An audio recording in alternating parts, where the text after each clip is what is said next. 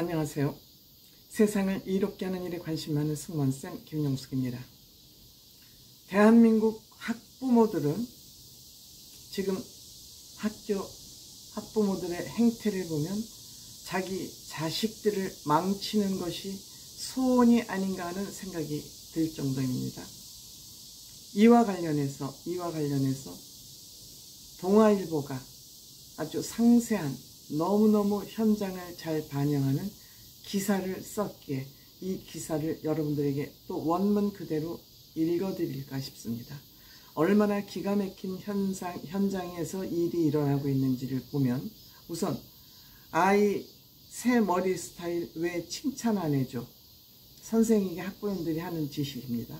그리고 아이 생일 노래 안 불러줬으니까 사과해. 어린이 회장 선거 결과 조작 재개표 해주세요.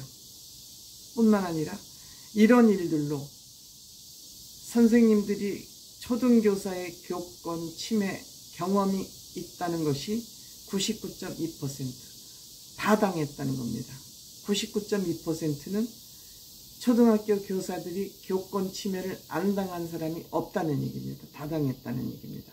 그래서 정부에서는 교사활동 침해 행위를 고시할 예정이라고 그러는데 그 내용은 공무방해 등 범죄 행위로 정당한 교육활동을 방해하는 것, 교원에게 성적 굴욕감, 혐오감을 느끼게 하는 행위, 정당한 교육활동에 대해 반복적이고 부당한 간섭, 그 다음에 정당한 생활지도 불응의 의도적 교육활동 방해, 그 다음에 교육활동 촬영, 녹음, 녹화, 합성해서 무단 배포하는 것, 학교장이 교육공무원법에 위반한다고 판단하는 행위, 이런 것을 다 이제 교육부에서 교권 침해 행위로 보고 이것을 기준을 만들 예정이라고 합니다.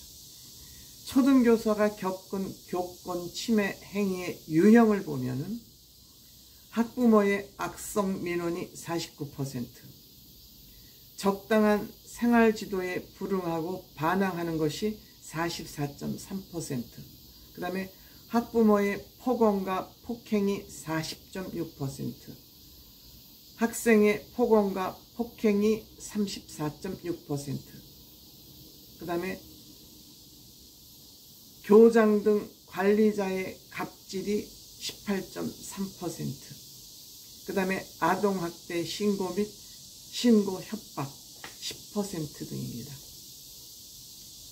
이거에 대한 구체적인 사례를 기사로 작성하고 있습니다. 이 기사는 동아일보 최예나 기자가 7월 26일자로 입력한 기사입니다. 아주 취재를 굉장히 성실하게 했습니다. 교육부가 교권 침해의 유형에 학부모 등 보호자의 악성 민원을 새로 포함시켜 관련 교실을 개정한다. 최근 서울 서초구 한 초등학교 교사의 극단적 선택을 계기로 악성 민원에 시달리는 교사들의 실태가 드러나면서 이를 명시적인 교권 침해 유형으로 정의하기로 한 것이다. 교육부 관계자는 25일 교육활동 침해 행위 및 조치 기준에 관한 교시에 학부모 등 보호자의 악성 민원도 교권 침해 유형으로 신설하려고 한다고 밝혔다. 이 교시는 교원의 지위 향상 및 교육활동 보호를 위한 특별법에서 교육부 장관이 정하도록 한 교권 침해의 유형과 교권을 침해한 학생에 대한 징계 조치를 담고 있다. 현재 이 고시에선 교원의 교육활동 침해 행위 조항에서 교권 침해 유형 6가지를 분류한다. 아까 제가 말씀드렸죠. 현재 고시로도 부당한 학부모의 요구를 교권 침해라고 주장할 수 있다. 하지만 교육활동 간섭이 아닌 학부모의 각종 악성 민원을 교권 침해로 보고 학교 내에 설치된 학교 교권교육보호위원회를 여는 데는 한계가 있었다. 악성 민원이 교권 침해 유형으로 추가로 정의되면 앞으로 교권 침해 가해자가 될 학부모는 급격히 늘 것으로 보인다.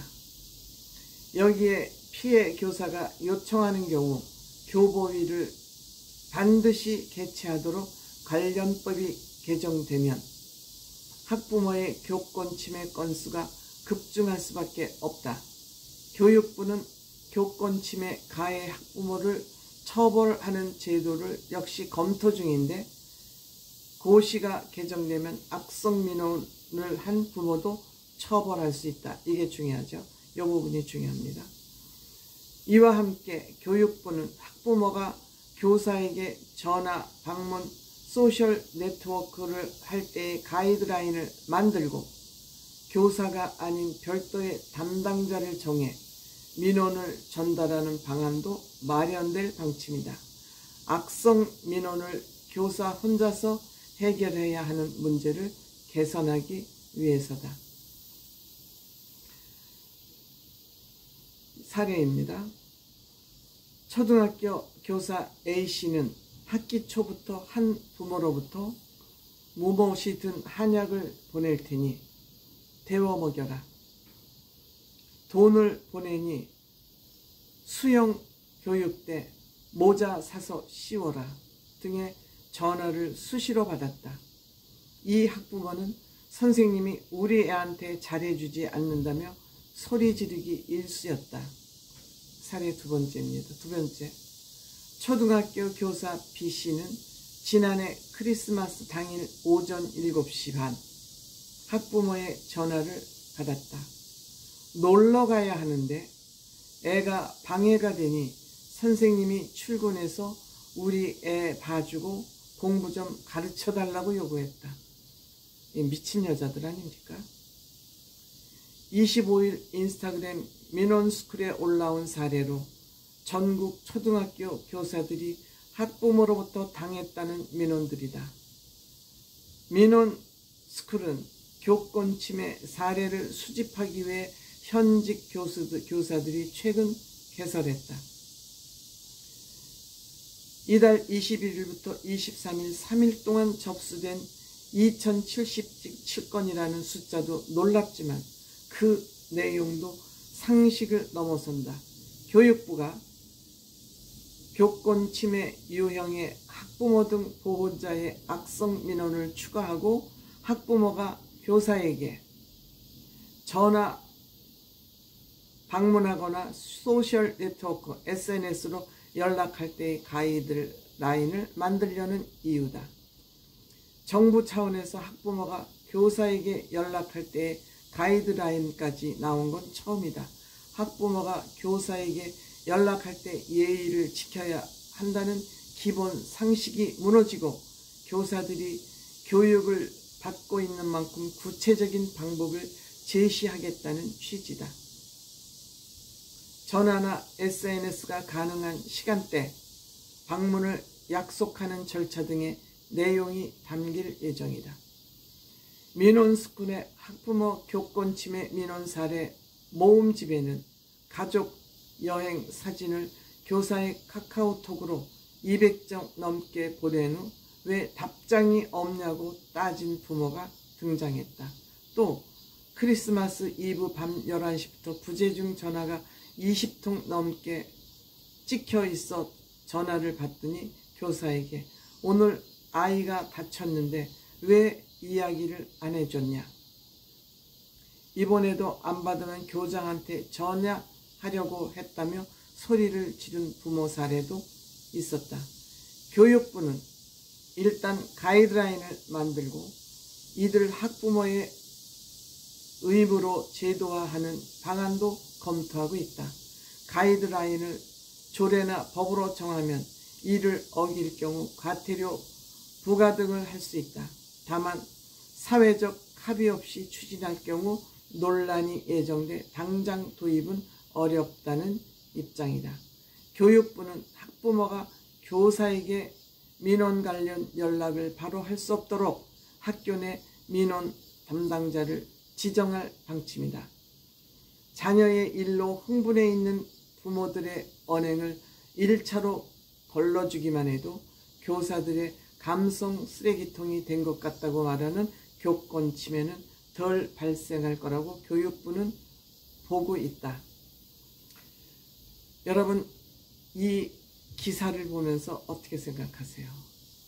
대한민국 초등학교 학부모들은 다 그런 것은 아니지만 미친 거 아니야? 제정신이야? 하는 생각이 들 정도입니다. 밥 먹고 할 짓 없으니까 이건 지랄이죠. 지랄입니다. 정상적으로 볼 수 없습니다.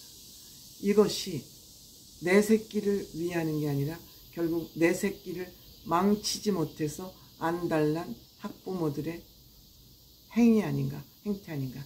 다 그런 것은 아닙니다. 여기에 해당되는 엄마들을 얘기하는 겁니다.